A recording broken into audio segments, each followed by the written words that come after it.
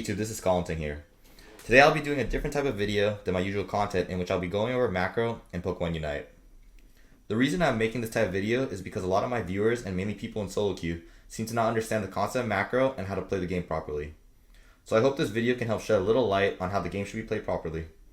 So for those who do not know what Macro is, it's basically strategies you use during the game from the knowledge that you gain from observing what's happening on the map to make decisions on what you should be doing at that time and how you and your team should be moving around the map to get an efficient win. FYI, Macro does not include your individual mechanics, so think of it more as decision making. Alright, so with that out of the way, I'm going to go over what we're going to be starting off with is what the jungler should be doing, since I am a jungle main. And so a lot of this video will be in the perspective of a jungler, but I'll do my best to blend that in with what the lane should be doing and how to work together accordingly. Okay, so first off, game starts, right? As a jungler, you go and clear your jungle, right? If you're on the sandy side, the Lillipup will walk down, and if you're on this side, the Lillipup will walk up, right? The grass side, right? And that's pretty basic, right? Everyone knows that, right? Okay, so you go and clear your camps, right? You hit level 5, Okay, I'm just an FYI, laners, please, for the fucking love of God, right? Like, don't be taking this Corphish or this Corphish. Like, us junglers, we need this shit to hit level 5.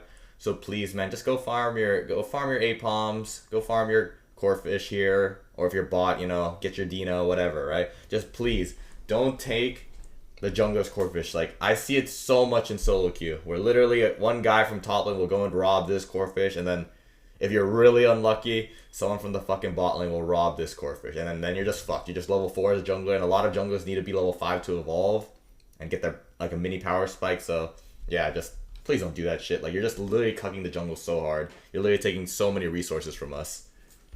Alright, okay, so with that out of the way, just wanted to say that because it's just triggering. Let's be real here, boys. I know everyone's experienced this once. Actually, no way it's once. It's for sure multiple times. Anyways, in a perfect world, the jungler gets to full clear all his camps here. And then now it's like, do I gank top or do I gank bot? A lot of junglers, they're lazy, and what they'll end up doing is just wherever the camps lead them is the lane they'll gank. Which sometimes it works out, but if you want a better way of deciding which lane you should gank, think of it like this.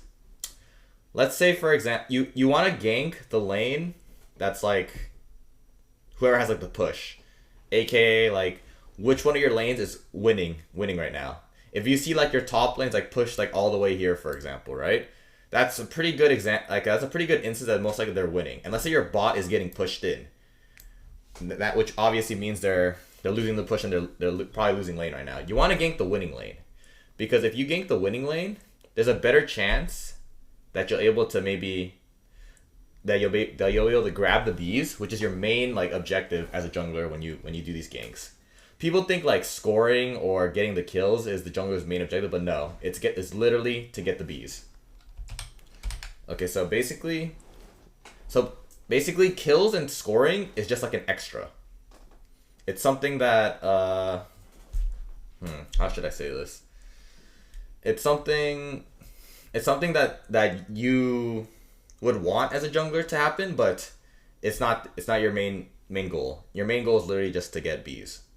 So when deciding where to gank, sometimes junglers like to do this, where while they're clearing in the beginning, they'll get this camp, right? Then they'll go to Corphish, then they'll go to this camp, then they'll go to this Corphish. It's just so it's a better way to end up at the lane that they want, instead of doing the normal pathing in which you might not end up in the lane that you want. So if you do this pathing, it's a better chance you'll be in the lane that you already decided where to gank, You don't have to do this, obviously. You can just do the old fucking fashioned way of clearing normally, and then just the only thing that's different is it'll just take longer. It'll take longer to get there, But I mean, it's up to you in the end. It's not really a big deal. It's just more efficient, time saving, all that stuff, But other than that, yeah, so let's say you gank your winning lane, right? Or I forgot to mention, you should probably gank the lane. If there's instances where, let's say both your lanes are just even, right? You can't really, it's hard for you to tell, ooh, should I gank this lane or should I gank bottom lane, right? A good way to determine this is like, let's see, which one of my lanes has more CC for me, which will result in a better gank and a better chance of securing the bees. Let's say top lane you have like a fucking Score Bunny and a Froakie, like, you know, Cinderace Greninja, right? While your bot lane you have like a Wigglytuff and Snorlax. You would obviously want to gank the Wigglytuff and Snorlax lane because one, they're tankier champions, and two, they have more CC. Wigglytuff can sing the enemy to sleep while you get bees. Snorlax's tackle is really good for just securing objectives and stuff like that. While what is a Froakie and a Cinderace going to do for you? They're just going to auto them? Exactly, right? All they can do for you is auto, and they have no good secure on the bees. So it's better to gank the Snorlax Wigglytuff lane just because it has more pressure for you and you just have a better chance of securing the bees, which is your main objective, like I said. Okay, real quick, I also need to mention what the lane should be doing at the start of the game, since I forgot to mention this, along with it. You know, I already mentioned what the jungler should be doing, but okay, let's say you go bot lane, right? You know, you go and clear your APOM. You clear these APOMs, right? You know? And then this is where I see a lot of fucking solo, oh, and this APOM obviously, but this is where I see a lot of fucking solo queue players falter here.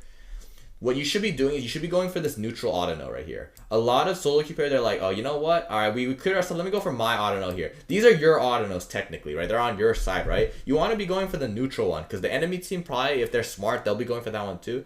You want to do your best to try to secure this auto no. Like after you clear your APOMs, go like this. Go straight for this auto no and try to contest it. Good ways to secure this is, you know, let's say you have like a Snorlax. Snorlax is probably one of the best characters at securing this auto because his tackle literally does like a fourth of this auto-no's HP. And then yeah, so do your best to try to secure it. Don't go for these auto-nos. You're giving them, that means if you decide to, like, instead of going for that auto-no, right, you go for your own auto-no, right? The enemy team gets this auto-no for free and they can just farm their two auto-nos. They're up a whole auto-no in XP. You want to do your best to try to secure this as best as you can. You know, and then remember this auto-no right here, right? It spawns at 9:45. So just get ready to try to secure this auto-no as best as you can. This is what I trying to tell like people that lane, obviously. And then remember this Corphish right here. This Corphish right here, right? It spawns at 9 minutes. So yeah, that's like another thing. Like, you know, this Corphish, they spawn at 9 minutes, so just farm this for extra XP. Maybe it'll help you get a quick evolution. Like if you evolve at level 4, like an Eldegoss, for example, like go farm this real quick for the little bit of XP you need to level up real quick, and then yeah, that's all good. All good for you bot laners. And then, as I already explained before, you know, what happens during you know, you just lane properly, try to get bees, help your jungler get bees, you know, farm whatever you can, you know, it's pretty simple. Then for top lane, it's essentially the same thing, except, you know, like, instead of an auto, there's a Corphish here, that's the neutral Corphish. But here's the thing. Corphish, as a lot of you guys know, Corphish doesn't even give that much XP. So what you could do, this is a more advanced strategy. This is probably something you would need to do with like a duo, if you're duo top with somebody that you know. What you want to do is after you clear your APOMs, while the enemy team is busy trying to secure this neutral Corphish, you go for their APOMs. You go for their APOMs. So then you can just try to randomly score because they're busy doing this Corphish. If you're lucky, well, you might not be able to score, but the main thing you want to try to get is their APOMs. Especially if you have like bullies in lane. If you have a Lucario in top lane, Lucario's good at doing this. Lucario can go and steal this APOM and try to steal this APOM with your duo, and then if he has attack weight, you know, he can just little scores, he can score his thing, and then he just gets stronger, right? That's like something you could do. If you just want to play it safe, you feel it's risky, you can just try to just contest this Corphish, and if you don't get, whether you get it or not, you can just, you know, farm your monkeys, your APOMs. But if you want some more advanced things you could do, yeah, like I said, you could go for their APOM, contest that, and then yeah, it's best case scenario. Unless they're bad and they don't even go for the damn Corphish and they're already hitting their APOM, then yeah, then you have no choice just to hit their Corphish, right? But I'm just saying this is like a more advanced thing you could do as like top laners. And then same thing applies like what I said in bot lane.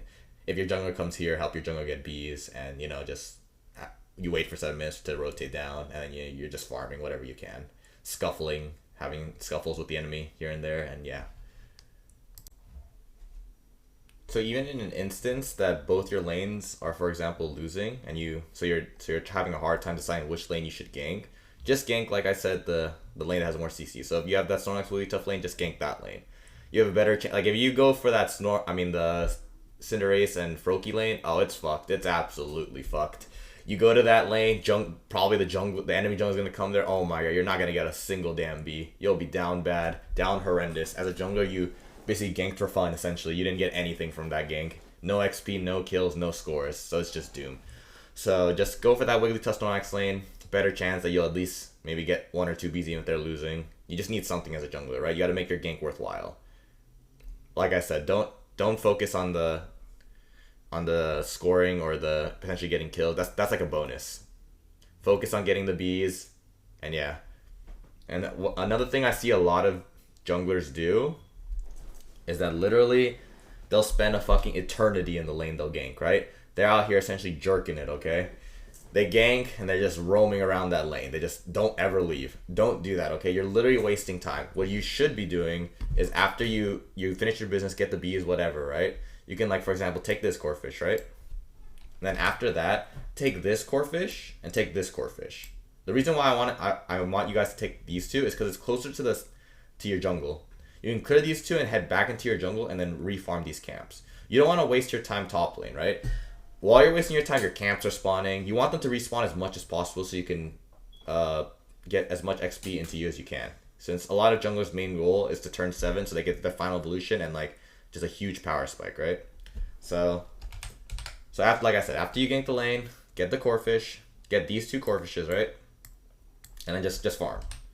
And here comes the next part of the triggering part, where if a random laner dies, they love to, let me go take this real quick. Oh shit, that's a free Bouffalant. Let me go take that real quick. Please, man. I'm just saying this, it's the most triggering thing. Please, laners. You have no reason. I don't care if you're under level. I don't care if you're like getting shit on in lane. Like, don't take the jungler's resources, okay? Just because you guys are getting fucked doesn't mean you should end up fucking over the jungler as well, okay? Like, it's literally just so triggering that people just have this mindset that it's okay to do this shit. Literally just go back to your lane, farm whatever you can, and just accept that you're behind. It's fine if you're behind. It's not the fucking end of the game. If the jungler is good, they can carry from the position they're in. Let them get their camps and let them do their thing. Literally, and don't fucking take their buffs. Just let them take their camps. They'll most likely turn, most junglers, if they had an average game, they're probably going to turn 7 here, and they'll have a decent power spike, right? So just let them do their thing and just come for Dread later.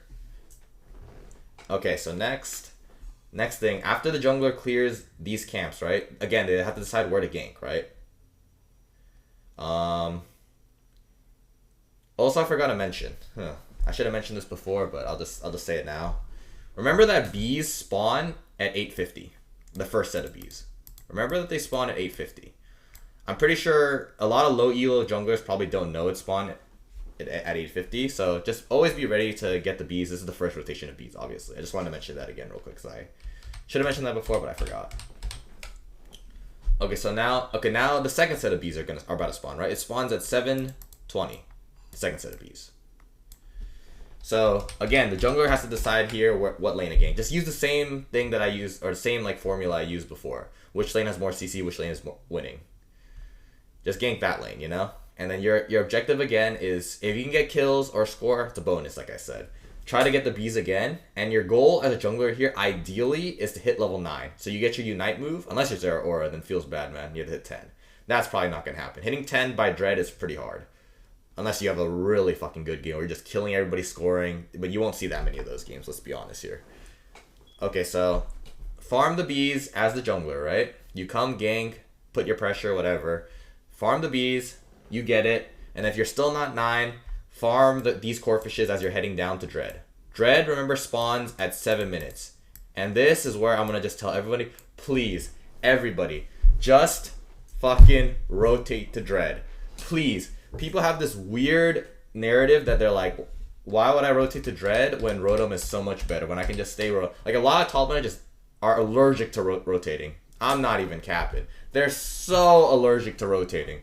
They're out here staying top, and then they're like, okay, while y'all dying at Dread while their enemy team 5-man rotates, so we're just gonna do Rotom, and don't worry, we'll break top. It's worth it, trust me. Let me explain here why it's literally not worth to do that. Because if you kill Rotom, right? Best case scenario, you get Rotom, the Rotom dunks, and you score your points, and you break top, and you just get all this XP, obviously, because no one's here. while the enemy team 5-manned you at Dread and they secured Dread, right? So they end up, securing Dread here. Dread literally gives everybody on their team at least like 1 or 2 levels, while probably from all you've done top, everything you've done top, sure, maybe you gained like 1 or 2 levels, the 2 of you, right? But while the whole enemy team is ahead here, only 2 of you guys on your own team are ahead, while the 3 people that actually tried fucking contesting the Dread are fucking down bad and hella behind now. So can't you just tell from that? Literally, while only 2 people from your team are ahead, 5 people from the enemy team are now ahead. Which, so, I'm not a math genius or anything, but I think you can tell that it's definitely more worth to go for Dread there, because only 2 of you are ahead, while 5 of the enemy team is ahead. So, basically my point is, just everybody, ideally, 7 minutes comes, a little bit before 7 minutes comes, just start walking down the Dread. Unless you're the jungler trying to like farm whatever you can real quick to get 9 real quick. That's like the only exception, right? Okay, so now let me explain how to play the Dread fights. One thing you could do is you could you could bait the Dread first of all. You could just hit it once, but don't fully commit it on it. You could just hit it, and then so it'll bring the end, because you want to just bait the enemy team to come in, right? You bait them to come in, and what you should be doing, like your defenders, let's say you're like Snorlax or Wiggly stuff, they should be standing in this bush. Stand in this bush to essentially defend and just zone the enemy out. You can CC them, and so you can start the fight out, because a lot of people are lazy and they just have no fucking map awareness, so they won't check the bush. They'll just walk right past it and you can just jump them, and the whole team can just turn on them. That's an ideal setting, obviously. In solo queue, I mean, that's what you should be doing in solo queue as a defender, but it's obviously this thing is more easier to coordinate if you're in like a 5-man, for example, right? Okay. So next thing, what you should be doing is, then, you don't want to just start the Dread raw, right? Just, like I said, just bait it. You don't want to just do a 50-50 where you're just like, all right, fuck it, boys. Let's just all hit the Dread and just hope for the best. Especially if you have no good secure on your team, man, you're just giving an enemy a free chance to steal it, and it's just doomed at that point. You just become so behind, right? So, basically, what you want to do is just play straight defense, right? Play defense. Try to take a fight, especially if you know if your team is stronger. Take the fight, wipe them so it just negates any potential chance of a steal. And then, if best case scenario, you guys like kill maybe like 2 or 3. Well, best case scenario is obviously you wipe them, right? But let's say you kill 2 or 3, and then if your defenders are still alive, they can just zone the other 2 and then just finish Dread, and then you're chilling, right? So yeah, then you secure the Dread. Y'all 5 of you now are hella ahead because the global Dread XP, and it's just going well. You're in a good spot in the game. And yeah. Okay, so now let's say you were on the losing end of that Dread, right? You ended up, let's say for example you get it stolen, or you just couldn't win the fight, you got wiped, and the enemy team ended up securing the Dread. That's okay too. People think it's like, oh, it's fucking doomed. It's just the end of the game. No. What you should be doing is, if you recognize like, wow, there's no way in hell we're gonna get that Dread anymore. We literally just died. They're probably gonna secure it. By the time we come back, it's gonna be gone or whatever. What you should be doing as the losing team now, just head straight top and go for Rotom. Just go for Rotom, okay? Because what the enemy team is probably gonna be doing here is they're gonna secure Dread and they're gonna head back up. In a minute I'll tell exactly what the winning team should be doing, the one that got Dread should be doing after they got it. But if you're the losing team, just go run up and just start Rotom. Because best case scenario is they take a while, the winning team takes a while to get up to Rotom, right? So in that time, just go burn Dread. Rip the shit out of that Rotom. I mean, yeah, Rotom, not Dread. And then just secure it, then it gives you pressure, it gets it off the map so the enemy team doesn't get it, and then maybe best case scenario, like it scores on the enemy thing, and then you get to score whatever points you have, right? So yeah, that's what you should be doing as the losing team of the Dread fight.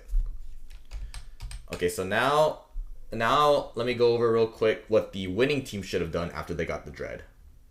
So, winning team gets the Dread, right? Chances are, since you wipe them, you probably get to break this thing, right? You get to break the first base, right? You get to score whatever points you have, you get to break it, right?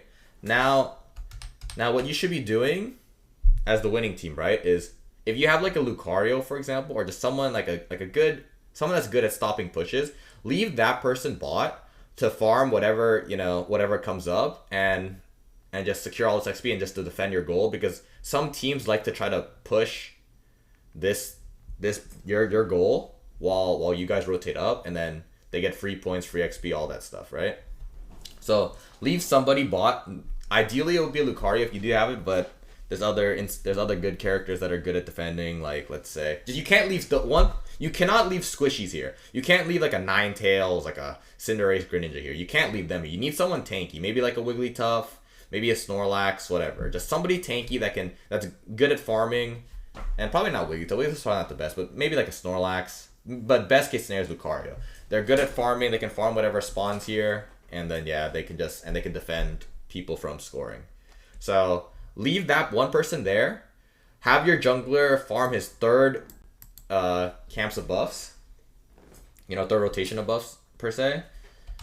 And then the rest of you three just head straight top to try to, like, in case the enemy's bad, they're not even going for them. Go top, try to secure the Rotom, get the bees that spawn, get whatever XP that's top, Just go up there and just, like, it's not the end of the world if the enemy team is, like, ends up getting the Rotom. Since you guys are obviously stronger, a lot of you guys might have your Unites already, and just defend them. Like, they'll most likely, at most, maybe the jungler has Unite now because they farmed their buffs. But then most of the rest of them probably don't. So you can literally easily just defend the Rotom, just kill the Rotom, just defend your base, all that good stuff, right? Well, and then your jungler will end up joining you after he clears all his camps here, right? After he clears all his camps, he'll end up joining you, and you can just help you defend and so forth. That's how the winning team should play in this scenario. It's just everything in this game is just you're responding to what the enemy team's doing, obviously. Okay, so next thing that we're gonna go over is this. When a lot of people, like, I'm pretty sure they don't know this. A lot of lower elo players probably don't know this, but after your first base is destroyed, these Autonos spawn. Like, this Autonos spawns, this Autonos spawns, this Autonos spawns, and also this Corphish spawn. This is not as important, but mainly you have to know the Autonos spawn. So whether you're behind or winning, you should be farming these. Farm these as much as you can. These give so much XP, okay? This is especially important for the losing team that's, like, behind XP. Farm these as much as you can. Like, try to prevent, like, the enemy team from randomly just going in and trying to steal these, right? Like, the person that got left bot, like, like how I mentioned Lucario, he might just try to go bot and just steal all the... While you guys are preoccupied top and while you left the bot, he might just go and steal all these Autonos. And then he just becomes mega ahead. That's what a lot of good Lucarios do. They just go invade the enemy jungle and steal whatever they can. So all I'm saying is people should be more aware of these Autonos and literally just farm them. They give so much XP. If you kill all three, if you're low level, they give you like a level and a half. Even if you're higher level, it gives you nearly like one whole level. And as you know, like in this game, levels are everything. Levels are like the only resource you can get on the map. The higher level, the stronger you get, all that stuff, right? So yeah. And at this point, I call this like a stalemate in a way. After the first Dread Rotom goes down, like, in a perfect world, there shouldn't be much fighting. The winning team should just be focusing on defending their bases, sit here, making sure there's no random backcaps that's happening. Farm whatever you can on the map. You might lose a base here and there because they overwhelmed you, whatever. You want to just, at this point, while there's no objectives up, just farm. Just want to jungle farms their jungle, lanes farm, whatever. You just want to make sure there's no dots on the map, indicating wild Pokemon on the map. Just want to get as much resources as you can in you as you can. And then just go from there, Farm. Both teams be farming, right? Maybe there's a random kill here and there, but ideally that shouldn't be happening. So next, I think it's 3 minutes. I could be wrong here. I forget if it's 2 or 3 minutes. But 2 or 3 minutes after you kill the Rotom and Dread, the next one's spawn, right? So I think ideally, again, it should be another 5v5 at the fucking Dread. The enemy team might have, had a late game team comp where now that they have their Unites and shit, they can fight the Dread even if the winning team was a little higher in XP. Their late game team comp might be like able to fight off the Dread. So should be, another 5v5. Everyone fucking rotates bottom, right? Fights for the Dread, right? Like I said, same rules apply. Bait, zone, all that stuff during the Dread, right? All that stuff applies. Then, whoever gets the Dread there, if the enemy team, if the losing team ends up getting the Dread, it's just a huge surge of XP for them because they were behind, but now they're winning the team fight because their Pokemon are scaling, whatever, and so forth. And then yeah, they get the dread, and then but it's fine, and they might like push this point, because they couldn't break it before, but now they killed a lot of you guys. Your death timers are a little longer. They break that, and they farm whatever, and then your Dino spawn, and just remember to farm that, right? And then same rules apply. Leave someone bot, go top, try to get the Rotom. Enemy team might be already on it, but whatever, and then play defense, right? And then as another stale period where another thing what people like to do, a lot of higher elo players like to do this, is they won't take the Rotom until like the very end. I'll go over that in a bit. So, it's another stalemate period. Not much is happening around the map. You guys are just farming. You guys are defending bases, right? You're trying to prevent back caps, all that good stuff, right? Now comes my favorite time of the game. The coin flip central. The legendary 2 minutes where Zap spawns, obviously, right? So, Zap spawns, and, people are in panic, right? At this point, you should know, like, if it says you have, like, a huge lead, a lead, or a close battle, you should be able to gauge, like, oh, okay, we're losing right now, we're losing by a bit, we're winning by a bit, we're winning by a lot, we're losing by a lot, whatever, right? So, I'm gonna reiterate this point a lot, because it's just in every fucking solo queue game, man, this shit happens. Do not do the zap if you're winning. Like, if you're in the lead, huge lead, whatever, don't do the zap. You have no reason to do the zap. It literally makes no sense for you to do this out. You're literally just giving a chance for the enemy team to randomly steal it, and if they steal it, it's probably GG. Unless you play it right. I'll explain how you can maybe play it right to prevent it, but what you should be doing as the winning team, right? Zap spawns, right? Have someone stay top, and have someone stay bot. One person bot, one person top, and have 3 people just dancing around this pit, right? The reason you want to have someone bot and top is to prevent back caps. Randomly at this point, if the enemy team knows they're losing hard, they'll try to send, like, because double points now, obviously, right? They'll randomly maybe send one person bot or one person top just while you guys are, like, because if you send 5 people zap, right, you guys are preoccupied there, then they can get a random, like, maybe like a 80-point score bot, 60-point whatever, like 50, 100, whatever, right? You want to prevent that, so you just always want to have somebody just staying at these points to prevent that from happening, right? Okay, so the only time you guys, like the ones defending, have to rotate down is if the enemy team decides, wow, we're losing really hard, we just need to flip Zap, and they just all good as that, and they just start hitting it, right? But if you play it right as the winning team, you're able to prevent this. Have somebody, like, sit in this bush, for example, like your defenders, your CC people, have them sit in this bush, and then as they're coming in from this choke, you can, like, jump on them and stuff, right? You can burn everything on them, since you're, at this point, the winning team's a lot stronger. Burn everything on them, and then maybe you can get 1 or 2 kills, probably, like, the tanky ones will live there, or whoever you're not focusing will live. Just sit in this bush, wait for them, and then just jump on them. Just, essentially, as the winning team here, you're playing straight defense. You're preventing them from starting Zap, and all that stuff. And that's also the point of the people that are on the top and bot. They only need to come if they see a big fight going on here, and they count, like, oh, there's 5 people there, 5 enemy team players there. Oh shit, I need to come. We need to come and help my team, right? And shit, sometimes it doesn't work out for you. Sometimes there's not a good fight for you as the winning team. You end up losing. The enemy team goes and, they burn Zap, right? They start up Zap, they burn it, and they end up getting it.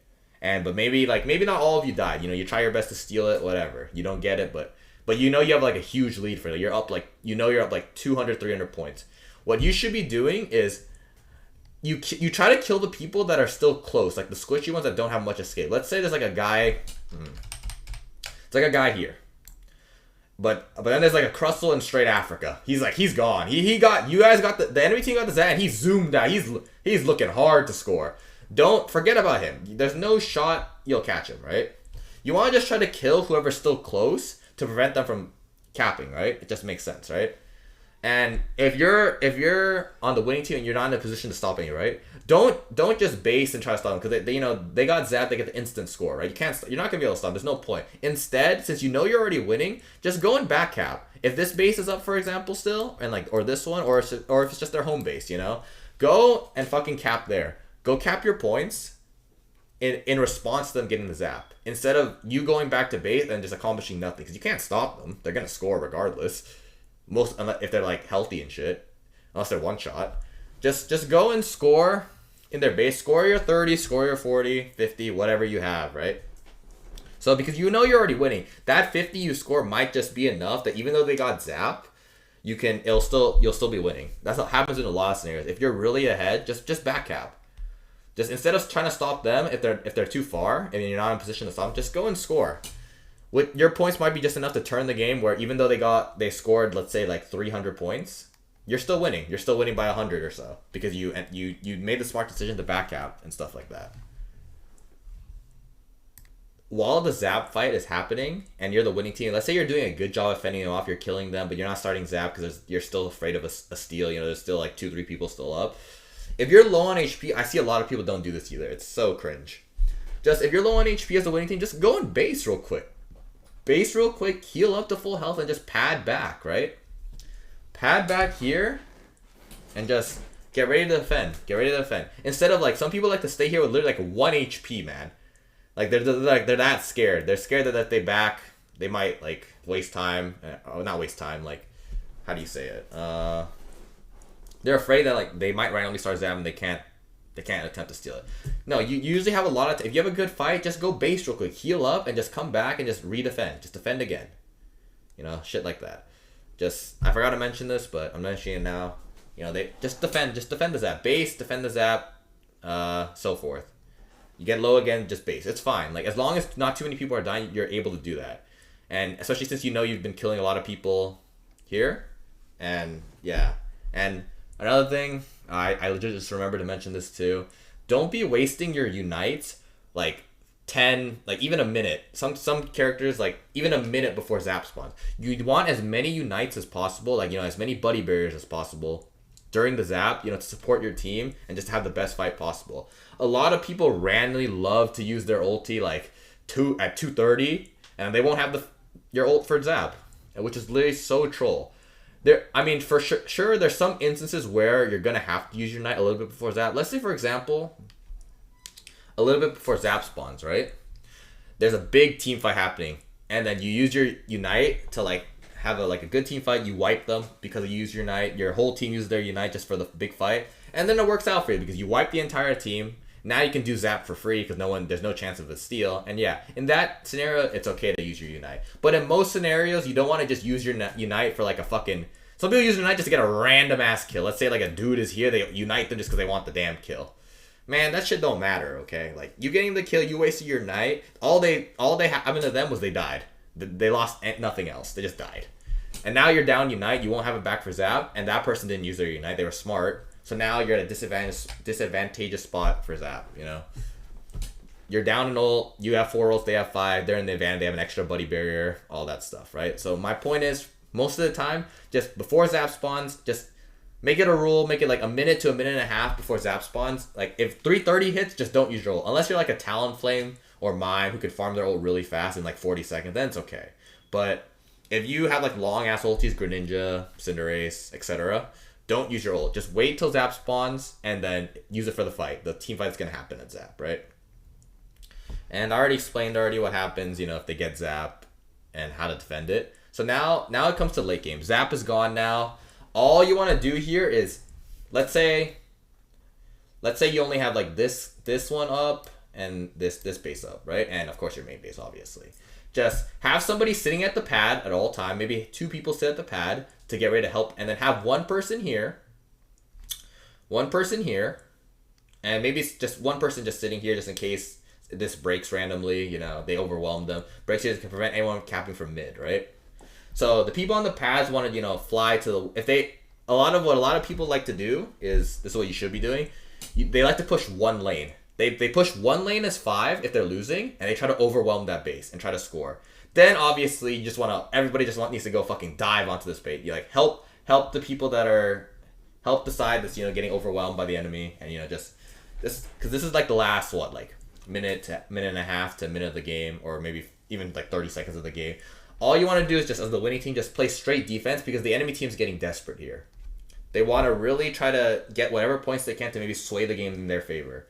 So as the enemy team, if you're playing this well, just send all 5 people to the lane that's getting overwhelmed and just fend them off. You don't even have to kill them. You just have to prevent them from capping. Right? You're healing on your base. You're healing slowly. You're just in such an advantageous spot.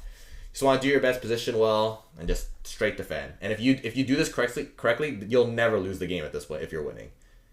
Unless you're doing like sloppy defense where you randomly let one person slip out. Like that's why you also have to be aware of everybody. Like if you're like, oh shit, all of a sudden there's only 4 people here. Where the hell did the last guy go? The last guy probably went like bot or something to try to backcap. That's why you always want to be aware of how many people are there. And then maybe if you notice it, just go base and just go bot. Like sit on the pad and get ready to jump bot to prevent that guy from scoring. You know, it's all about self-awareness. Self-awareness, map awareness. You know, knowing what decisions you should be making, looking at the map, counting players, all that stuff, right? And yeah, if you play this correctly, then shit, they didn't even score a point or two. Maybe at most they only score like small points. You couldn't stop like 2-4 points. You know, scores really fast. You know, score shield is broken, all that shit. But you prevent all the big score. You prevent all like the 50s going in, the 100s, whatever. So at that point, you know, if you played everything right, you'll most likely won the game. You knew you were winning already. You played correct defense. Okay, and let me explain. I forgot to mention this also. This is what you shouldn't be doing. A lot of people in solo queue, like even if you know they're winning, you know as a team you're winning, they're randomly like, let me go try. Let me just go try to score some points for fun. And because of your dumbass decision to do that, because it's not guaranteed you'll get those points, right? Because maybe someone died from the enemy team, they respawn, they just stop you from scoring, right? But now you're down a man trying to stop the base when you know you're winning. So this might cost you the game. So please don't do this shit where you're like randomly just trying to be a superhero and just trying to want to score for fun just because you're like, oh, let me get that MVP real quick. You know what I'm saying?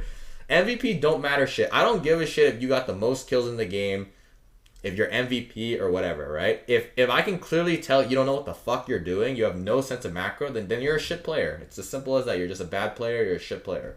It doesn't matter if you're MVP. It doesn't matter like you're like, oh damn, but I scored 300 points. How is this my fault? Well, even though you have 300 points, you could have just stayed in base to prevent the enemy team from fucking scoring and then overwhelming your base, and all of a sudden because they got so many backcaps that you end up losing the game. I don't give a shit about your 300 points. If you just stayed and defended, it's just a better chance for your team to win, and yeah, simple as that. So this concludes the video. I hope you guys enjoyed this little macro guide. You know, this is mainly directed towards, you know, lower elo players, but it's definitely not excluding a lot of fucking master players who still, even though they have ego, once they hit masters, they think they're like the best players in the damn game, you know, and they think they understand how to play the game perfectly. But this is also for those people like in lower elo masters that still have no fucking clue how to play the game, you know. This is like as basic macro guide as I can get, you know. It's like, it's basic, it's like stuff you should know, it's basic, but it's also somewhat advanced, you know. Obviously, there's going to be scenarios I didn't mention in this game because obviously every game is case by case. Different shit happen, you know. This is like more of a textbook way to play, more of a one-dimensional way to play, especially in just lower elos and low masters. It's like a good way to play and a good way to get dubs, you know. So yeah. Hope you guys enjoyed this video, and if you have any questions for me, leave them. I'll have my Discord in the description. You can join my Discord. You can personally ask me some questions if you want to know for anything I didn't go over in this video, or you can just leave comments on YouTube, and I'll try to do my best to answer them to the best of my ability. So yeah, hope you guys enjoyed this video, and yeah, I'll see you next time.